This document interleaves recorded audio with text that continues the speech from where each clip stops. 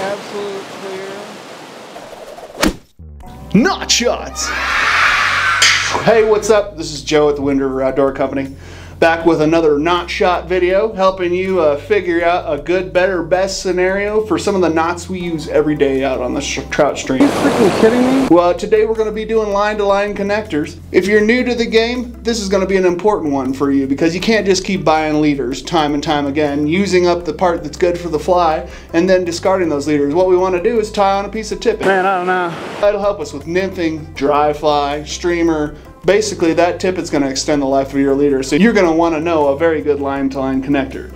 Typically, most guys are doing the triple surgeons, and with finer tippets, this is still a great knot to use. It's god-awful. But I think at some point with our line-to-line connectors, what we end up with is this, and what we want is this.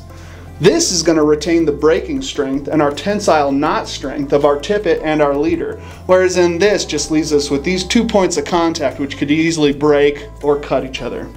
I'm going to use some backing to help us really see what's going on here. Okay, so starting off, the knot that you probably are already using would be the triple surgeons. We're going to pretend like our green line is our leader and our orange line is our tippet. We're going to overlap them and run a couple inches between our fingers here. Then we're going to drop, with nylon, you should be able to wet it and stick them together. We're going to drop a loop down. We're going to drop a loop, and then we're going to hold the terminal end of both the leader and the tippet between our fingers in the window of our loop. And we're going to tie an overhand knot. But it's a triple surgeon's knot because we're going to do it 3 times. So we went through 1 time. We're going to pinch again so that our tippet is hanging down in front of our window. We're going to reach through, grab both ends, pull it through again. And then one last time we're going to cinch up, grab onto this knot, pull it down into the window, pull it down into the window, reach through, pull both pieces through. And then if you look at that, there's your triple surgeon's knot, which is all based on the overhand knot. We're going to then, with nylon, we want to keep it from abrading. We're going to put a little loop on there. And then we're going to pull on this end, we're going to pull on this end, we're going to come in here, and we're going to pull on our tag ends as well. Bam! And there you go, there's the triple surgeons. You come in there, clip those tag ends, and you're ready to fish. And then as you tie on your fly, you'll eat up your tippet instead of your leader. So that's a good knot. This is a better knot.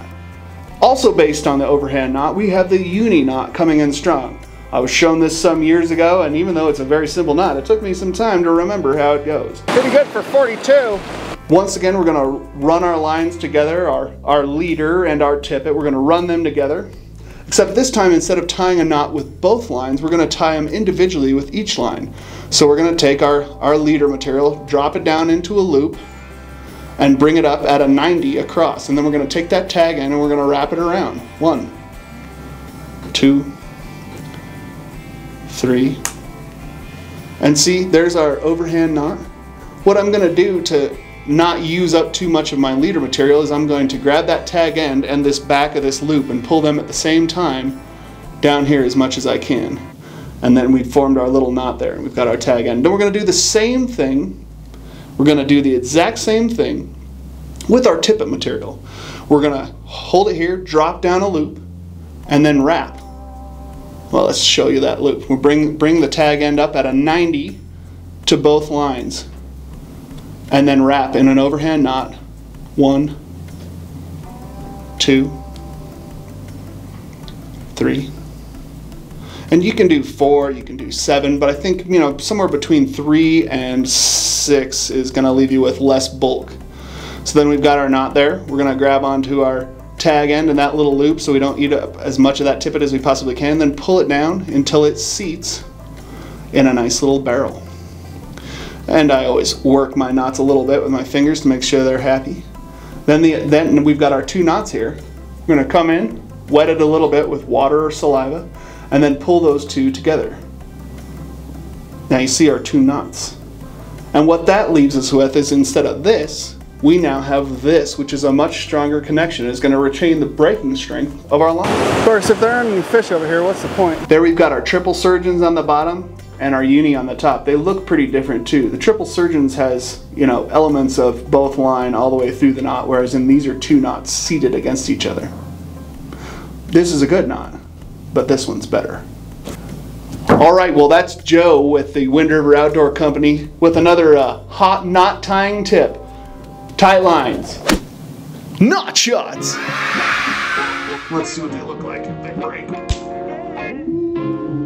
you break them both? Nope, I broke the uni knot again. You gotta be kidding me, Joe. It's because the orange is 30 pound and the green is 20, so the green keeps breaking, but I must have weakened it as well.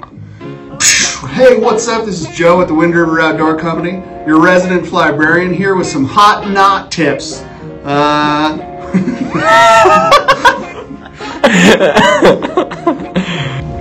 dig it.